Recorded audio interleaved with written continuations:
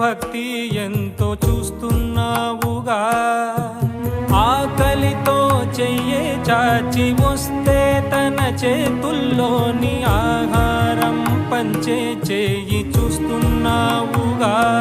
నిన్ను చూడ జనమంతా జగమంతా తిరుగుతారే, సులభంగా నిన్ను చేరే దారెవరు తెలుసుకోరే.